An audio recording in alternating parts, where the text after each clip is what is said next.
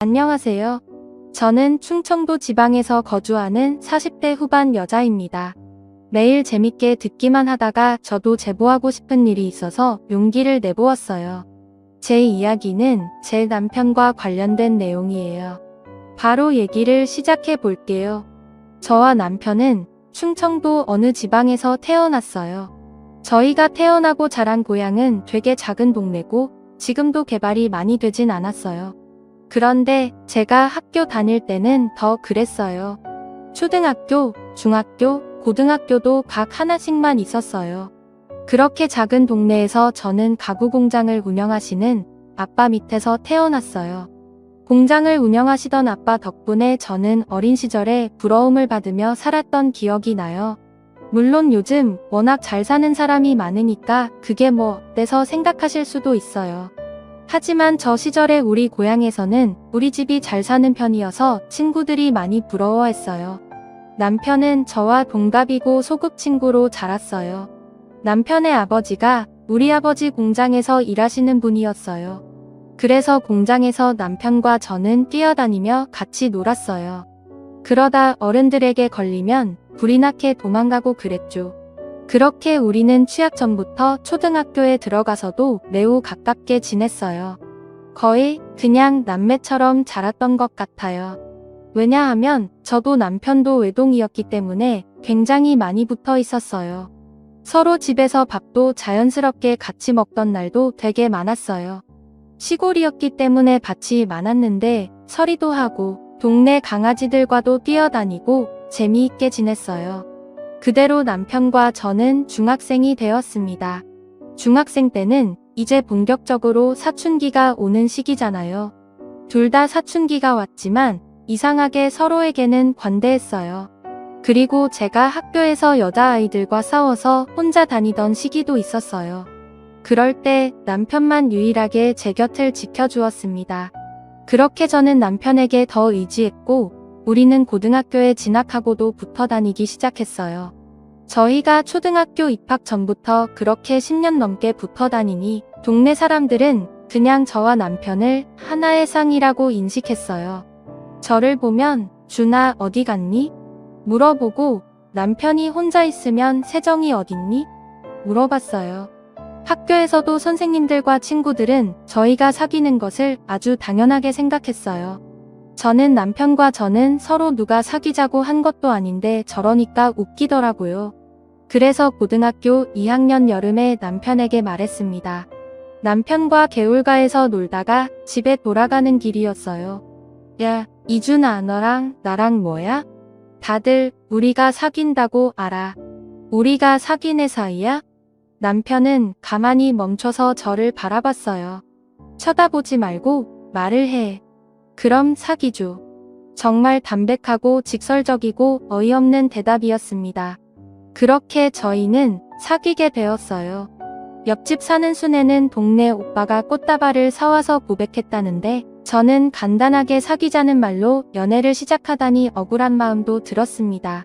하지만 뭐 어쩔 도리가 없었어요. 왜냐하면 저는 이미 남편을 좋아하고 있었거든요. 그렇게 저희는 사귀게 되었고 그 연애는 계속 지속되었습니다. 사실 남편은 그때도 저에게 이미 큰 부분을 차지하는 사람이었어요. 그래서 옆에 남편이 없다는 사실은 믿고 싶지 않았습니다. 그렇게 저희는 성인이 되었어요. 남편과 저는 대학에 진학하게 되었습니다. 저는 서울에 있는 대학으로 가게 되었고 남편은 인근에 있는 국립대학에 들어가게 되었어요. 저는 사실거리가 멀어지니까 우리가 잘 사귈 수 있을까 걱정했어요. 그런데 걱정이 무색하게도 남편은 지방에서 서울로 버스를 타고 저를 보러 왔어요. 제가 서울에 올라오고 사실 많이 힘들었습니다. 처음으로 부모님과 떨어져서 살아야 하고 낯선 상황에 많이 놓이게 되니까 적응하는 것이 저에겐 매우 힘들었어요. 그렇지만 남편이 자주 서울에 와주니 버틸 수 있었어요. 그리고 저도 남편의 군대를 기다려 주었습니다. 서로 그렇게 힘든 시기에 버팀목이 되어주며 서로의 인생에 좋은 영향을 끼쳤어요. 그리고 저는 대학을 졸업하고 고향에 다시 내려왔습니다. 원래는 졸업하고 서울에서 직장을 다닐 생각이었지만 저는 제가 서울살이와 맞지 않다는 사실을 잘 알게 되었어요. 방학 때마다 고향에 내려왔는데 그때마다 너무 저와 잘 맞더라고요. 서울로 올라갈 때는 너무 막막하고 슬퍼서 매일 울었어요. 그 정도로 서울살이는 힘들었기 때문에 고향에 내려왔습니다. 그리고 서울에서 대학을 나온 경력을 가지고 동네에 보습학원을 열었어요. 아버지와 어머니도 고향에서 4대째 사시고 계셔서 아는 사람이 매우 많으셨어요. 저는 고향에서 태어나 자랐으니 당연히 아는 사람이 많았어요. 그래서 생각보다 보습학원이 매우 잘 되었어요. 그때쯤 남편은 대학교를 졸업하게 되었습니다. 남편은 전공을 살려서 인근 지역 대기업에 취직하게 되었어요. 고향에서 1시간 정도 걸리는 거리에 있는 회사였어요. 그리고 둘 다 자리를 잡았으니 결혼 얘기가 자연스럽게 나오기 시작했어요. 사실 저 때쯤 저는 이미 결혼은 남편과 해야 한다고 생각했어요. 워낙 너무 어릴 때부터 붙어 다녔기 때문에 다른 남자와 결혼한다는 것은 상상도 어려웠습니다. 그건 남편도 마찬가지였대요. 그리고 제가 시장에 가면 어른들이 그렇게 저한테 말씀하셨어요. 세정아, 너희 식은 언제 올리니? 아예 결혼한다는 그 사실 자체는 확정되어 있었고 식을 언제 올릴지가 관건이었습니다. 저희 부모님도 그렇고 남편 부모님도 그렇고 우리가 결혼하는 것이라는 사실은 이미 확정이었어요. 그렇게 저희는 동네에 있는 하나밖에 없는 식장에서 결혼하게 되었습니다. 정말 저와 남편의 결혼은 동네 잔치였어요. 동네 사람들 모두가 왔다고 해도 과언이 아니에요. 저는 동네에서 보습 학원을 하고 있었으니까 학생들도 많이 왔어요. 타지로 나간 친구들도 다 와서 축하해주고 저희 학생 때 선생님들도 많이 오셨어요. 그렇게 온 동네 사람들의 축복을 받으며 결혼식을 올렸습니다. 아직도 그 결혼식장에서 결혼한 사람 중에 우리식 하객이 제일 많았다고 하더라고요. 신혼집은 그때 당시 새로 생겼던 아파트에서 시작하게 되었습니다. 친정아버지가 힘을 써주셔서 마냥 감사한 마음뿐이었어요. 저는 그렇게 고향에서 부모님 곁에서 살며 보습 학원을 하며 남편과 행복하게 살기 시작했습니다. 그렇게 1년 후 저는 임신도 하게 되었어요. 임신을 확인하고 얼마나 기뻤는지 몰라요. 그런데 제가 임신을 했는데 입덧이 굉장히 심했어요. 그래서 일을 계속하는 것이 정말 힘들었습니다. 병원에서도 몇 번이나 경고하더라고요. 저는 아이를 너무 지키고 싶어서 보습 학원은 잠시 쉬게 되었습니다. 그리고 진지하게 남편과 거처를 고민하기 시작했어요. 저는 고향에서 계속 살고 싶었어요. 제 삶의 터전이고 또 부모님과 붙어 있으니까요. 남편은 제 의견을 존중해줬습니다. 남편은 그 대신 저에게 말했어요. 나는 여보 더 많이 붙어 있고 싶어. 그런데 지금 출퇴근이 왕복 2시간이 넘으니까 힘들어. 저는 남편의 말을 듣고 정말 안타까웠어요. 남편은 저 때문에 멀어도 고향에서 사는 건데 그 결정이 오히려 남편을 힘들게 하는 것 같아서 마음이 좋지 않았습니다. 그래서 저는 친정아버지를 찾아가서 부탁했어요. 가게 하나를 열어달라고 했습니다. 아버지는 제가 부탁하자 아주 흔쾌히 치킨집을 차려주셨어요. 아무래도 친정 부모님이 옆에 계시니까 임신 기간 동안 많이 챙겨주셨거든요. 시부모님도 워낙 어릴 때부터 봤던 분들이라 저를 친딸처럼 여기시던 분들이에요. 몇 번 위험했던 순간들도 있었지만 건강하게 공주님을 출산하게 되었습니다. 남편과 머리를 맞대고 고민한 끝에 아이 이름은 체리미로 지었어요. 부모 마음은 부모가 되어야 안다고 하잖아요. 저는 정말 저 말에 100번 동의해요. 아이가 커가는 모습을 볼 수 있다는 것이 얼마나 행운인지 그때 알게 되었습니다. 남편은 친정아버지의 도움으로 치킨집을 시내에 열게 되었어요. 우리가 학생 때 매일 가서 놀던 곳에 가게를 열게 되니까 기분이 색달랐습니다. 저희가 고등학생 때 같이 학교 끝나고 시내를 돌아다녔거든요. 그래서 치킨집에 교복을 입은 학생들이 오면 어찌나 예뻤는지 몰라요. 저와 남편의 학생 때가 생각나더라고요. 우리 결혼식 때 정말 하객으로 많은 분이 오셨었다고 제가 말했잖아요. 아무래도 시골 특성상 토박이들이 장사해야 사람들이 많이 찾아주고는 했어요. 덕분에 남편의 치킨집도 장사가 잘 되었습니다. 저는 아이가 유치원에 들어갈 때까지는 보습학원을 쉬려고 했기 때문에 남편 치킨집을 자주 도와주러 나갔어요. 아이가 어린이집에서 돌아오면 할 일이 없기도 했고요. 치킨집 운영을 시작하고 바로 옆자리에 분식집이 생겼어요. 분식집 주인은 저와 남편의 동창인 지연이었어요. 지연이도 이 동네 토박이에요. 부모님도 두 분이 아직 고향을 사셔서 저랑도 가깝게 지내던 사이였습니다. 한 가지 안타까운 점은 지연이는 남편과 사별을 했다는 사실이었어요.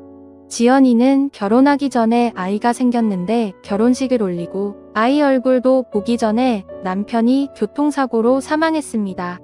워낙 큰 추돌사고여서 저도 그 사건이 똑똑히 기억나요. 지연이는 수입이 없으니 분식집을 열었다고 했어요. 동창들 옆에 가게를 내서 기분이 좋다고 하더라고요. 그리고 정말 다행인 것이 지연이의 딸 지우가 우리 딸 채림이와 동갑이었어요. 둘이 동갑이고 워낙 동네가 좁으니 둘 다 같은 어린이집에 다녔습니다. 그러다 보니 저는 지연이와 오히려 학창시절 때보다 더 가깝게 지냈어요. 지연이가 가게를 하니까 제가 채림이를 데리러 간 김에 지우도 데리고 하원을 시켜 지연이의 가게에 가서 밥을 사 먹었어요. 지연이는 제가 그럴 때마다 저에게 고맙다고 했지만 서로 돕고 사는 게 이웃이고 친구잖아요. 지연이의 사정을 잘 아니까 일부러 분식집에서 끼니도 많이 해결했습니다. 그리고 힘을 써야 하는 일이 있으면 남편이 가서 도와주었어요. 어차피 다 어릴 때부터 알던 사이여서 서로 의지하며 잘 지냈습니다. 유치원에서 소풍 간다고 하면 치킨집과 분식집을 닫고 아이들 소풍도 따라갔어요. 우리 부부와 지연이는 그렇게 아이도 같이 키우면서 행복하게 잘 지냈습니다. 채림이와 지우도 서로 얼마나 아꼈는지 몰라요. 그러다 저희 아이들이 크면서 초등학교에 들어가게 되었어요. 어느 날 채림이가 저에게 그러더라고요. 엄마, 아빠는 지우 엄마랑도 결혼한 거야? 응?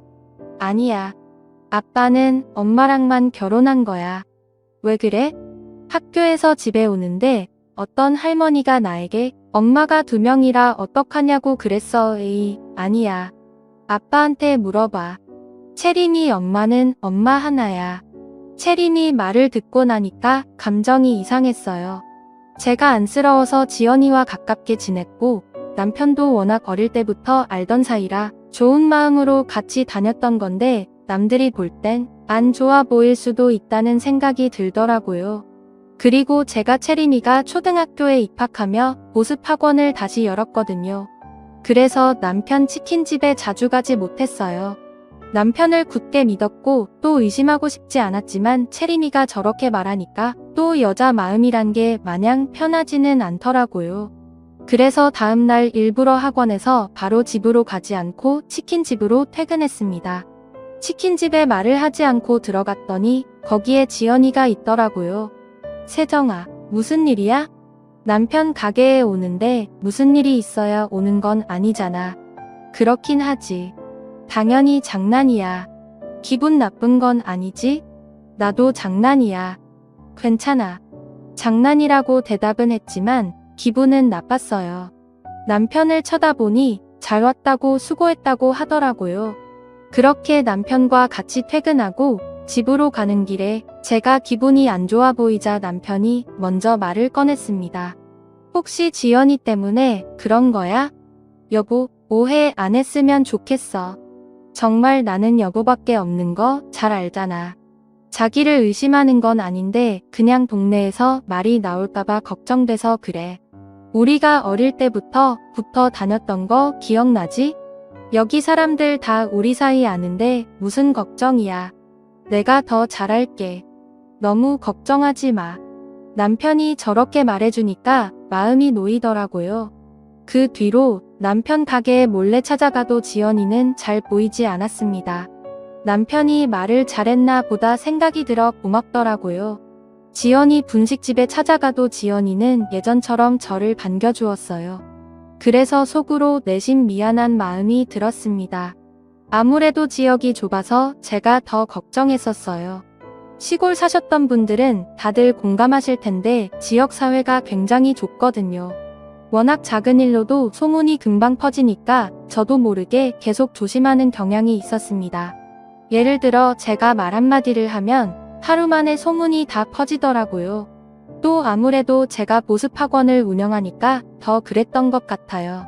학부모들 입김이 세니까 더 뒷말에 예민하게 반응하게 되더라고요. 아이를 낳기 전과 후도 다르더라고요. 예전에는 이 정도까지 조심하지 않아도 괜찮았는데 아이를 낳고 키우니까 조그만 일에도 신경이 곤두서게 되었습니다. 서로 다 아는 사이니까 이런 부분에선 불편한 게 있더라고요. 그래서 마을 사람들 사이에서 무언가 우리 가족의 얘깃거리가 되는 게 싫어서 더 예민하게 반응한 것도 분명 맞아요. 아무래도 부모님도 다 한 지역에 사니까 그런 것 같아요. 친정아버지가 공장을 운영하신다고 하셨잖아요. 동네 사람 중에 공장에 다니시는 분들이 꽤 있으세요. 그래서 어딜 가도와 공장 딸을 하면서 아는 척을 하시거든요. 사실 그래서 학창 시절에는 그게 참 싫었습니다. 슈퍼를 가도 아버지 공장 안부를 물으시고 버스에 타도 기사 아저씨가 아버지 안부를 물으셨거든요. 그런데 저도 익숙해졌는지 이제는 적응이 된 것 같았어요. 아무튼 그렇게 이 사건은 지나갔습니다. 남편도 저에게 잘했고 채린이도 학교 생활을 워낙 잘해서 큰 걱정 없이 잘 살고 있었어요. 그런데 어느 날 지연이가 한밤중에 울면서 전화가 오더라고요. 남편한테 전화한 것을 제가 받았습니다. 지연아, 무슨 일 있어? 이 새벽에 세정아, 나 어떡하니? 우리 아버지 돌아가셨어. 나 어떡해? 뭐? 어디야? 우리가 거기로 갈게. 여기 땡땡 장례식장이야. 나 정말 너무 슬퍼. 저는 급하게 남편을 깨웠어요. 비몽사몽으로 일어나는 남편에게 지연이 아버지가 돌아가셨다고 전했습니다. 남편은 정말 놀라더라고요. 그렇게 우리 부부는 장례식장으로 바로 갔어요. 지연이가 울면서 우리를 맞이하더라고요. 저는 지연이를 안아주며 위로했습니다. 지연이 아버지는 저도 어릴 때부터 봤던 분이셨어요. 워낙 호탕하신 분이셨는데 자다가 심장마비로 돌아가셨다고 하더라고요. 지연이가 너무 놀란 것 같아서 안심시키려고 노력했던 기억이 나요. 연락을 받은 사람들이 하나둘씩 오기 시작했어요. 그렇게 저도 장례식장에서 지연이를 많이 도와주었습니다. 지연이도 외동이라 도와주는 사람이 많이 없었거든요. 남편이 아무래도 남자니까 많이 나서는 상황이 있었어요. 그런데 제가 약간 기분이 나빴던 것은 남편을 지연이 남편으로 오해하는 사람들이 있었어요. 제가 정말 어이가 없었던 부분은 지연이가 그걸 듣고도 부정하지 않더라고요. 이미 오해한 사람들이 있는데 굳이 정정하지 않는 모습을 보며 저는 속으로 기분이 나빴습니다. 하지만 장소가 아무래도 장례식장이니까 제 기분을 티내지 않으려고 노력했어요. 지연이는 아버지가 돌아가신 충격이 매우 컸던 것 같아요. 우리 남편에게 많이 기대더라고요. 저는 그걸 보면서 이건 아닌 것 같다 느끼면서 기분이 나빴지만 장례식이 끝나고 얘기해야지 하며 넘겼습니다. 지금 와서 생각해보면 절대 그냥 넘기지 말았어야 했어요. 제가 기분이 안 좋아 보이는 것을 눈치챘는지 남편이 저에게 다가왔어요. 여보, 장례식장이잖아. 설마 오해하는 거야? 내가 뭘? 아니, 너무 표정이 안 좋아 보여서. 기분이 좋지는 않지. 남편은 오해하지 말라며 저를 안아주었습니다. 그러면서 미안하다고 사과하길래 그냥 장례식장 사건도 이대로 넘겼어요. 사실 뭐라고 한마디 하고 싶었지만 장소 때문에 어쩔 수 없었어요. 그렇게 지연이 아버님이 돌아가신 후 지연이는 눈에 띄게 우리 남편을 부르기 시작했어요. 남편도 죽고 아버지도 죽고 자기는 옆에 있는 사람들이 자꾸 떠나간다고 너무 슬프다고 우리 집에 찾아와서 울기도 했어요. 저는 물론 지연이의 상황은 안타까웠어요. 하지만 너무 자주 저러니까 부담스러운 마음이 들었습니다. 그래서 진지하게 이사도 생각하기 시작했어요.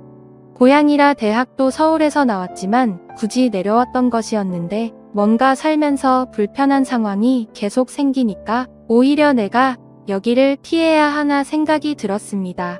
그래서 친정 엄마한테 얘기를 터놓았어요. 내가 편한 대로 하렴. 사실 엄마는 지연이가 그렇게 마음에 들지 않아 사실 친정 엄마도 지연이를 그렇게 좋아하진 않으셨어요. 왜냐하면 지연이가 꾸미는 것을 좋아해서 짧은 치마도 자주 입거든요. 저야 뭐 또래니까 괜찮았지만 아무래도 시골 어른들 눈에는 엄마가 저러고 다니니 뒤에서 말이 많이 나왔나 보더라고요. 그리고 지연이가 성격이 되게 좋아서 여기저기 말도 많이 붙이는 편이에요. 그래서 아는 사람도 많고 어딜 가도 살갑게 얘기를 많이 하는데 그걸 안 좋게 보는 분들이 많았어요. 예전에는 엄마가 저에게 저런 말을 꺼내시면 제가 하지 말라고 했거든요. 지연이는 제 친구잖아요. 그런데 이제는 엄마가 저렇게 지연이를 욕해도 말리지 않았습니다. 그래도 남편은 저만 바라봤기 때문에 의지하며 살고 있었죠. 그런데 이사 생각은 했지만 가지 못했어요. 왜냐하면 딱 그때 정말 큰 불행이 저에게 찾아왔습니다. 그건 바로 암이었어요. 어느 날부터 살이 갑자기 많이 빠지더라고요. 처음에는 요즘 먹는 것도 잘 먹고 괜찮게 지냈는데 왜 이럴까 생각했어요. 물론 지연이가 신경을 쓰였지만 그것과 별개로 제 생활은 매우 잘하고 있었거든요. 보습학원도 제가 원장이니까 스트레스도 심하지 않았습니다. 그렇지만 살이 빠져서 기분은 좋더라고요. 그런데 살만 빠지면 괜찮았는데 소화도 잘 되지 않았어요. 그뿐만 아니라 쉽게 피곤해졌어요. 우리 집에서 보습학원까지는 걸어서 25분 정도가 걸려요. 예전에는 아주 쉽게 걸어갔습니다. 사실 저 정도 걷는 것은 1도 아니잖아요. 오히려 산책이죠. 그런데 어느 날부터 걷다가 멈춰서 쉬어야 할 정도로 힘들기 시작했습니다. 소화도 잘 안 되고 머리도 아프더라고요. 심지어 이명까지 있었어요. 제가 상태가 안 좋아서 보습학원도 나가지 못하고 집에 누워만 있으니 엄마가 걱정을 많이 하셨습니다.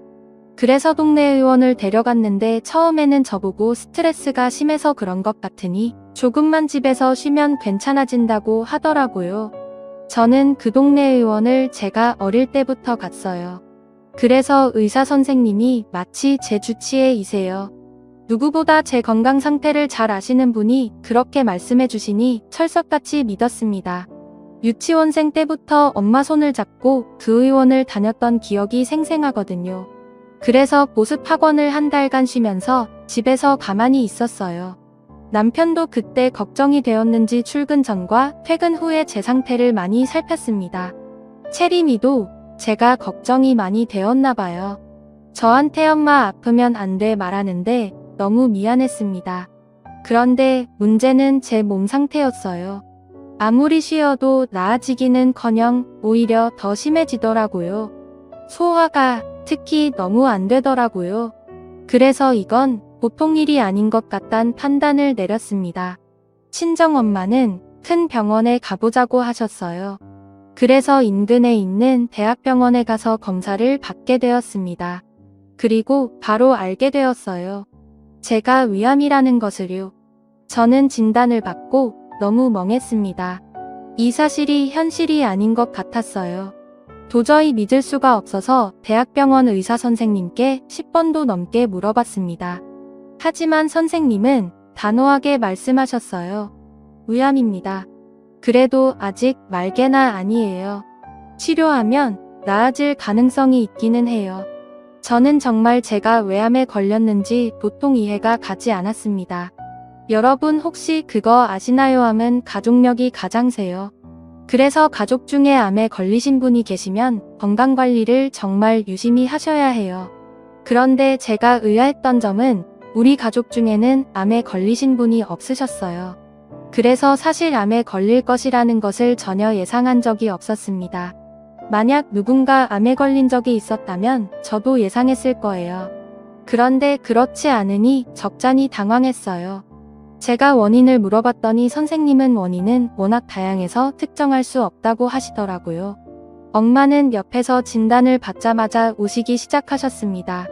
사실 우리 친정 부모님이 나이에 비해 많이 정정하세요. 그래서 저는 부모님이 워낙 건강하시니까 저도 저렇게 건강하게 살 수 있겠지 생각했어요. 그렇게 암 진단을 받고 집에 돌아오는데 현실이 믿기지 않더라고요. 엄마는 계속 우시고 저는 멍해서 가만히 있었어요. 물론 아직 초기 단계라 충분히 치료하면 완치가 된다고 하셨습니다. 하지만 막막하더라고요.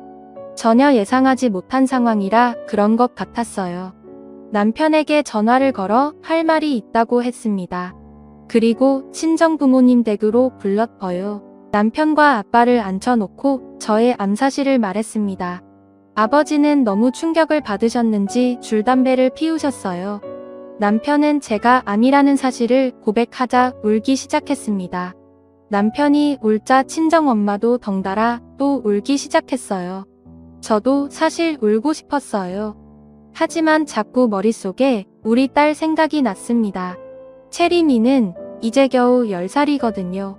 아버지한테 아직 못해준 것도 너무 많은데 이대로 세상을 뗄 수는 없었어요. 그래서 강인하게 말했습니다. 나 완치할 거야. 정말 치료도 열심히 받고 운동도 많이 할 거야. 죽는다는 시한부 선고도 아니니까 긍정적으로 생각하자. 제가 저렇게 말하자 부모님도 그제야 괜찮아지셨습니다. 사실 저런 말을 하는 제 마음은 말도 아니었어요. 일부러 저렇게 말하긴 했지만 어찌나 막막했던지 몰라요. 채림이에게는 어떻게 알려야 할지 고민이 되었습니다. 그래도 사실대로 말하는 것이 가장 좋다고 생각해서 집으로 돌아가서 침착하게 말했어요. 채림이는 예상대로 울기 시작했습니다. 엄마 죽어, 엄마 죽으면 나는 죽어, 나는 어떻게 살아. 저를 끌어안고 엉엉 우는 채림 이를 달래며 말했어요. 엄마 안 죽어. 치료받으면 살 수 있어. 채림아 괜찮아. 엄마 어디 안 가. 채림이는 그날 우리 부부 침대에서 잤어요. 저를 꼭 끌어안고 죽으면 안 된다고 우는데 정말 가슴이 찢어지더라고요. 채림이를 생각해서라도 씩씩하게 치료받아야겠다고 생각했어요. 채림이가 잠들고 저는 뜬 눈으로 밤을 지새웠어요. 도저히 잠이 오지 않더라고요. 제 마음을 아는지 남편도 쉽게 잠을 자지 못했습니다. 제 손을 부여잡고 남편은 울면서 말했어요. 여보 치료 잘 받자. 어디 가지 마. 나 정말 여보 못 보내. 걱정하지 마. 내가 아까 채림이한테 말했던 거 기억하지? 나 어디 안 가. 저 때문에 우는 가족들을 보는 심정은 말로 할 수가 없습니다. 정말 상실의 아픔은 누구나 겪고 싶지 않은 감정이잖아요. 저도 만약 남편이나 친정 부모님의 암에 걸렸다면 저렇게 행동했을 것 같아요. 채림이가 암에 걸렸다면 저는 살 수 없었겠죠. 그렇게 생각하니 더 치료를 잘 받아야겠다는 마음이 들었습니다. 그리고 친정엄마의 마음도 이해할 수 있었어요. 만약 채림이가 암 진단을 받으면 저는 정말 버티지 못했을 것 같아요. 엄마 마음은 누구나 똑같잖아요. 아마 자식을 키우시는 분들이라면 제 말이 무슨 말인지 이해하실 수 있을 거예요. 그렇게 치료를 받기 시작했습니다. 당연히 보습하고는 그만두었어요. 거짓말을 하기는 싫어서 사실대로 제가 암에 걸려서 그만두게 되었다고 했습니다. 그랬더니 예상 밖의 일이 일어났어요. 글쎄 학부모님들과 학생들이 파티를 열어주었습니다. 꼭 원쾌하고 다시 보습학원을 열어달라는 파티였어요. 사실 말하기 전까지는 걱정도 많이 했거든요. 저는 정말 암 진단을 받았을 때보다 전날 더 많이 울었습니다. 그리고 다들 저를 많이 걱정해 주더라고요. 인류애가 이런 것이구나 느꼈습니다. 어떤 어머님은 제가 우니까 달래주시다가 본인도 우시더라고요. 보습학원 마지막 날 파티라 하는데 학생들이 편지를 주었어요. 그 편지는 아직도 제가 간직하고 있습니다. 저에게 잊지 못할 경험이었어요. 그렇게 저는 항암 치료를 시작하게 되었어요. 제가 살던 고향은 시골이라 대학병원이 없었어요. 기껏해야 동네 의원이었어요. 그래서 인근 대도시로 치료를 다녔습니다. 왕복 3시간이라 힘들긴 했지만 치료하면 나아질 가능성이 있다고 해서 꾹 참고 다녔어요. 저 혼자 가기엔 힘들어서 남편이 동행했습니다. 남편은 싫은 소리 하나 없이 당연하게 저를 따라다녔어요. 정말 고마운 마음이 들었죠. 그리고 아무래도 병에 걸리면 사람이 우울해져요. 그건 당연한 현상이라고 생각해요. 그런데 남편은 제 옆에서 제가 힘들어 할 때마다 지치지 말라며 응원해줬습니다. 제가 암에 걸렸다는 소식은 역시나 마을 전체에 순식간에 퍼졌어요. 다들 제가 지나가면 한마디씩 하더라고요. 조기에 발견해서 다행이네. 금방 나을 수 있어. 걱정하지 마. 어쩌다 걸린 거래요. 많이 아픈가요? 우리 집사람도 암에 걸렸었는데 치료하니까 낫더라. 너무 상심하지 마. 식당에 들어가거나 세탁소만 가도 저에게 암에 대한 말을 하더라고요. 처음엔 응원해주시는 것이 좋았지만 나중엔 제 한몸 추스르기도 힘든데 부담스럽더라고요. 물론 치료하면 요즘은 완치가 된다지만 그 과정이 고통스러워요. 그래도 채림이가 엄마 아프지 말라고 저를 볼 때마다 얘기하고 힘들어해서 채림이를 보고 견딜 수 있었습니다. 엄마 많이 아프면 말해. 엄마 나는 나중에 의사가 될 거야. 그래서 엄마가 그때까지 낫지 않으면 내가 고쳐줄 거야. 정말 제 딸이지만 너무 사랑스러워요. 제가 치료를 받으러 대학병원에 가면 남편은 치킨집 자체를 닫았어요. 일하는 직원도 있어서 열어도 되는데 굳이 문을 닫고 저한테만 신경 써주니까 저는 얼마나 고마웠는지 몰라요. 그런데 어느 날 친정엄마가 저를 조용히 집으로 불렀습니다. 엄마 왜 그래요? 무슨 일 있어? 세정아 놀라지 말고 잘 들어. 너희 남편 바람났어. 저는 이게 무슨 소리인가 싶었어요. 그게 무슨 소리야? 엄마 제대로 말해봐. 이게 뭐 내가 너 항암 치료도 받고 있고 혹시나 충격받아서 더 안 좋게 될까봐 말 안 하려고 했는데 그러기엔 내가 너무 사위가 괘씸해. 나중에 알게 되면 너를 속이게 된 거라 지금 말하는 게 나을 것 같아. 엄마 침착하게 상황을 다 말해봐. 무슨 소리냐고? 재원이가 말해줬어. 너희 남편 그 분식집 사장 지연이랑 바람났어. 저는 너무 놀랐어요. 일단 남편이 정말 저의 의심이 아니고 진짜로 지연이와 바람났다는 사실도 충격이었지만 그걸 채림이가 말해줬다는 게 너무 충격적이었습니다. 채림이가? 채림이 그 어린 것이 얼마나 착한지 자기 엄마 아픈 거 알고 혼자 끙끙 앓다가 나한테 울면서 말하더라. 분식집 사장을 집으로 데려와서 둘이 무슨 얘기를 했길래 얘가 나한테 찾아와서 말을 해. 엄마한테 다 듣고 나니 정리가 되었습니다. 그동안 의심은 근거 없는 게 아니고 오히려 사실이었어요. 바람이라는 것을 알고 나니까 그동안의 행적이 다 떠오르더라고요. 지연이가 치킨집에 자주 간다는 사실은 저도 알고 있었지만 제가 그렇게 불편한 티를 내니까 몰래 만났던 거였어요. 제가 운영하던 보습학원은 시내와 조금 떨어져 있어서 저는 걔네가 어떻게 지내는지 정말 잘 몰랐거든요. 아이들이 공부하러 오면 거기에만 신경 써야 하니까 더욱이요. 나중에 동네 사람들한테 말을 들었더니 외지에서 온 사람들은 분식집과 치킨집이 부부가 동시에 운영하던 집인 줄 알았다고 하더라고요. 남들 눈에 그렇게 보일 정도면 어느 정도로 붙어 있는지 아시겠죠? 제가 아프기 전부터 그랬는데 아프고 나서 학원을 접고 나서는 더 심해졌다고 하더라고요. 여기가 워낙 좁아서 다들 아는 사이라고 했잖아요. 가끔 오지랖 넓은 어른들은 지연이에게 유부남이니까 조심하라 하면 지연이가 그렇게 대답했대요.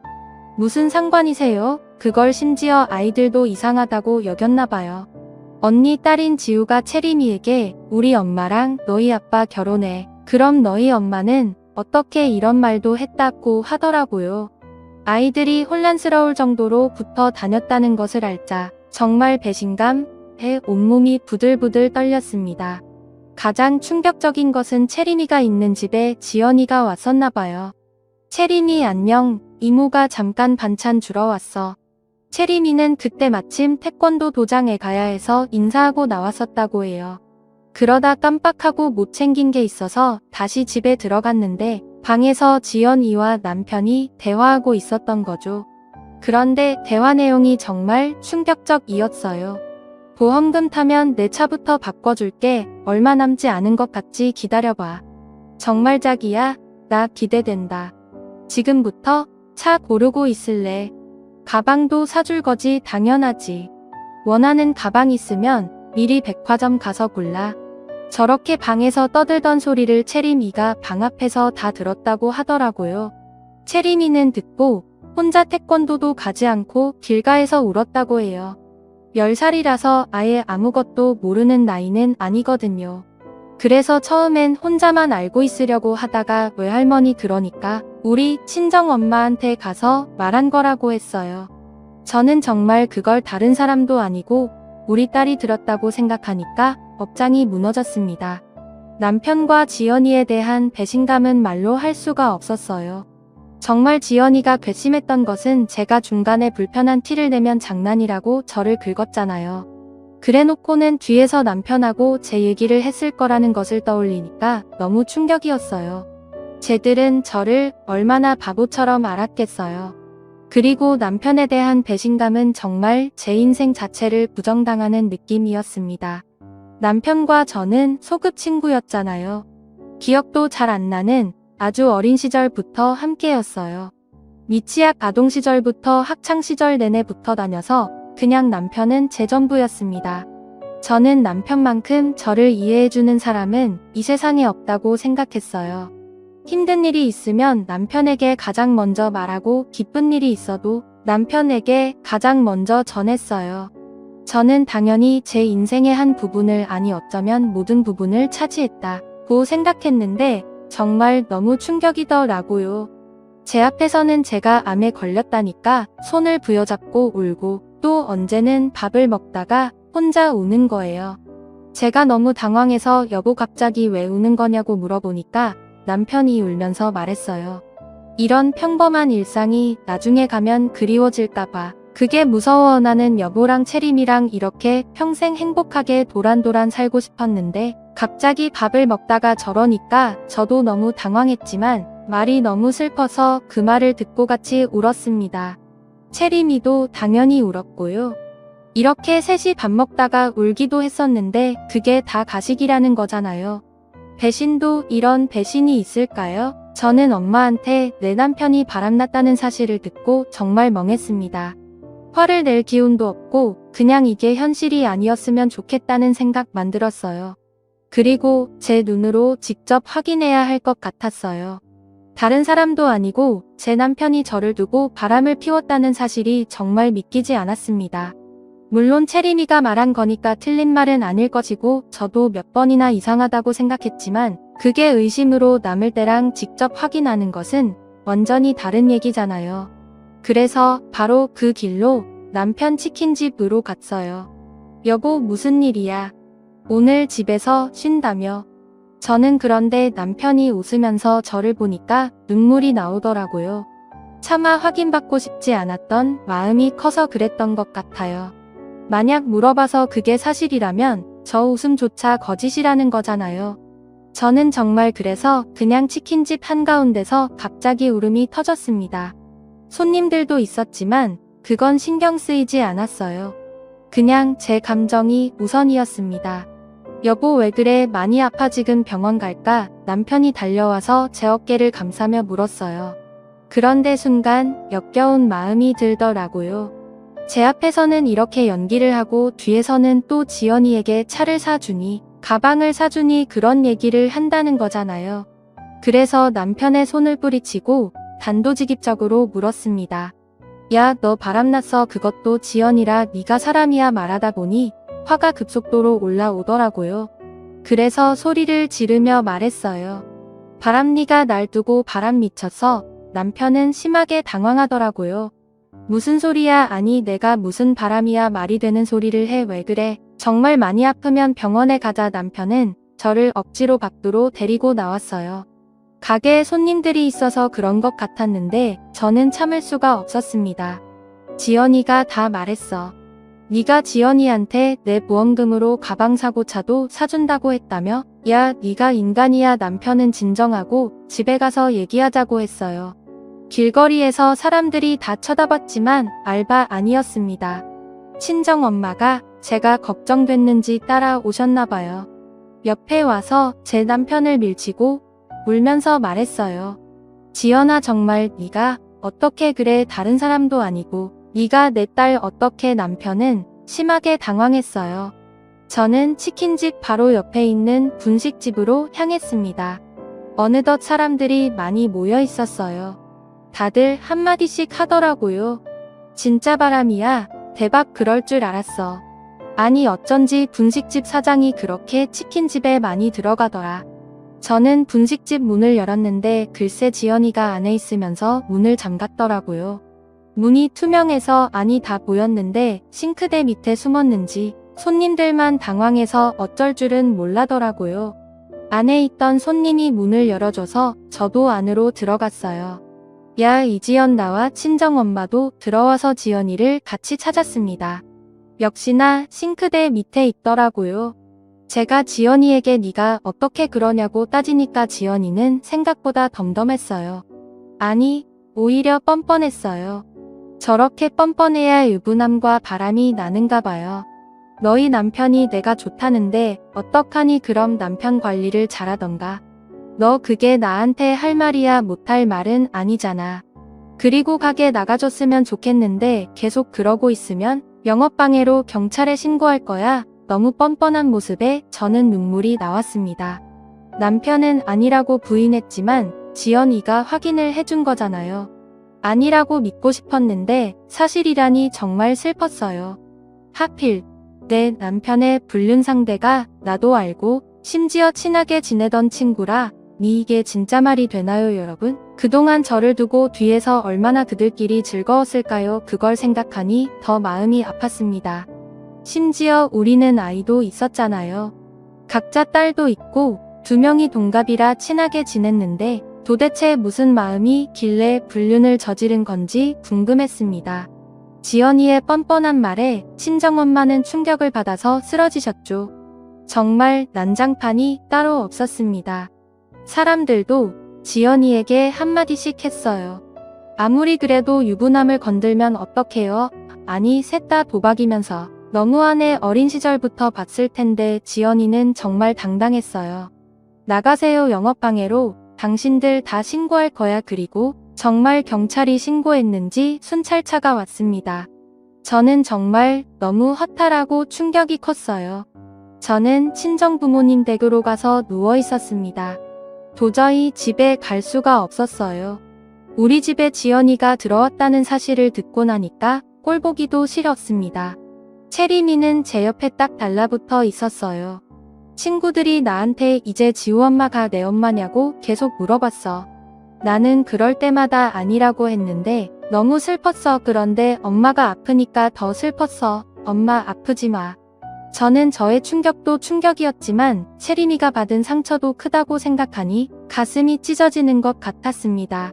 남편의 바람 소식을 들으니까 친정아버지도 화가 많이 나셨어요.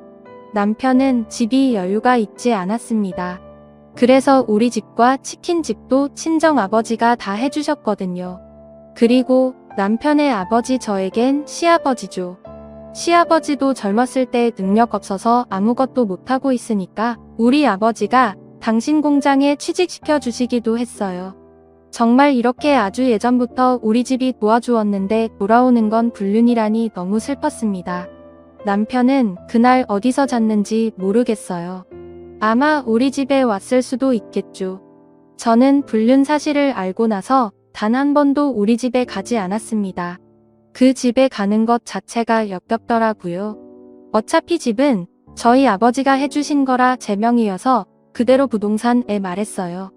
헐값에 내놨으니 금방 팔릴 거라고 하더라고요. 부동산 사장님도 저에게 위로의 말을 건네더라고요. 이미 소문이 퍼진 것 같았습니다. 하지만 제 잘못은 아니니까 그냥 씁쓸하게 웃기만 했어요.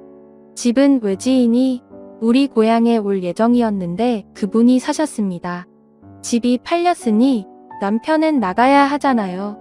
물론 남편이 우리 집에서 계속 있었는지 지연이 집에 갔는지는 모르겠어요. 남편에겐 전화도 많이 왔습니다. 저는 일부러 받지 않았어요. 그냥 정말 묵묵부답으로 일관했어요. 분식집과 치킨집은 폭삭 망했어요. 왜냐하면 동네에 소문이 쫙 퍼져서 아무도 안 갔거든요. 또 사실 그 두 개의 주된 고객들은 우리 친정아버지 공장 직원들이었거든요. 아버지가 팔아주신다고 정말 매일같이 주문하셨거든요. 그런데 그 둘이 불륜이니까 너무 괘씸하잖아요. 아버지 공장 사람들도 아버지를 굉장히 신뢰하고 좋아하셨는데 소식을 듣고 나서 아예 사적으로도 방문하지 않았더라고요. 또 이런 시골에서는 동네 장사라 평이 굉장히 중요해요. 그런데 여기서 모르는 사람이 없으니까 사람들이 수군대더라고요. 지나가면서 보니까 분식집은 이미 망해서 임대종이가 붙어 있었습니다. 남편은 저를 수십 번 넘게 찾아오고 전화도 했어요. 다 오해라고 했지만 절대 믿지 않았죠. 그냥 바로 이혼 소송을 걸었고 저는 치료를 위해 채림이를 데리고 인근 대도시로 이사를 왔어요. 남편은 친정집에도 찾아가고 공장에도 찾아가고 하더라고요.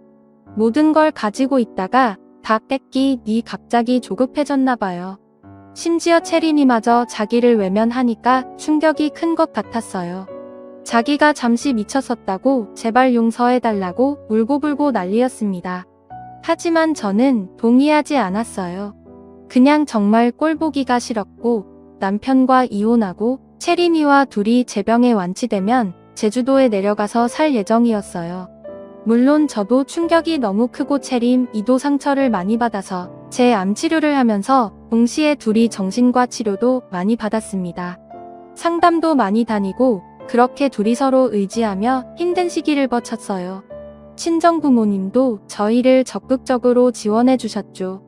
친정아버지가 오히려 저에게 먼저 채림이와 제주도에 가서 쉬라고 하더라고요. 저도 물론 제가 원하면 고향에 남아도 되었지만 그러기가 싫었어요. 이미 사람들이 다 알아서 불편하겠더라고요. 채림이를 위해서라도 제가 떠나는 게 맞았어요. 아, 물론 남편과 지연이네 가족은 쫓겨나듯 떠났대요. 당연히 고향에서 계속 살 수는 없어 보였어요. 어딜 가도 손가락질을 했으니까. 지우도 학교에 가면 불륜녀 딸이라고 애들이 그렇게 놀렸나 봐요. 그리고 정말 웃긴 것은 둘이 깨졌다고 하더라고요. 저는 사실 그렇게 난리가 나고 둘이 같이 살까봐 그게 걱정이었는데 둘이 대판 싸우더니 서로 내 탓이라고 했다고 하더라고요. 남편은 소송 때문에 종종 보는데 볼 때마다 저를 붙잡고 늘어졌어요. 실제로 무릎을 꿇으며 제발 한 번만 용서해달라고 하더라고요. 물론 저는 넘어가지 않았죠. 지연이는 어떻게 사는지 저도 모르겠어요. 지우를 데리고 야밤에 도망갔다는 말만 들었습니다. 그렇게 몇 년의 시간이 흘러서 저는 완치라는 판정을 받게 되었어요. 정말 의사 선생님 입에서 완치라는 말이 나오는데 얼마나 감격스러웠는지 몰라요. 환자분 의지가 상당히 강하셔서 빨리 나으셨습니다. 축하드려요. 그래도 주기적으로 검사는 꼭 해주셔야 해요. 다시 발생할 가능성이 있긴 했지만 일단 지금은 제 몸에 암세포가 없다고 했어요. 정말 얼마나 기뻤는지 세상이 아름다워 보였어요. 이제 정말 힘들었던 시간은 다 잊고 채림이와 제주도에 내려가서 살 예정이에요. 벌써 어디에서 살지 다 정해놨어요. 제발하면 안 되니까 제주도에서 예쁜 바다도 보고 산도 많이 다니고 회복하는 데 집중하려고요. 채림이에게 걱정이 돼서 언제 물어본 적이 있어요. 채림아, 아빠 보고 싶으면 말해. 나는 엄마만 있으면 돼. 이제는 정말 둘이 의지하며 잘 살아야겠다는 마음만 들어요. 친정 부모님을 보러 고향에 가면 사실 아직 씁쓸한 마음이 들기는 해요. 그래도 제 잘못도 아니고 오히려 고향 사람들이 반갑게 맞아주셔서 좋더라고요. 채린이도 어린 시절을 고향에서 보내서 같이 가서 여기저기 다니는 것을 좋아했어요. 우리 고향이 진짜 노을이 예쁘거든요. 같이 노을을 보며 이런저런 얘기도 많이 하고 아주 행복해요. 체리미와 저는 앞으로도 서로 재밌게 살자고 다짐했어요. 여기까지가 제 얘기입니다. 들어주셔서 정말 감사합니다.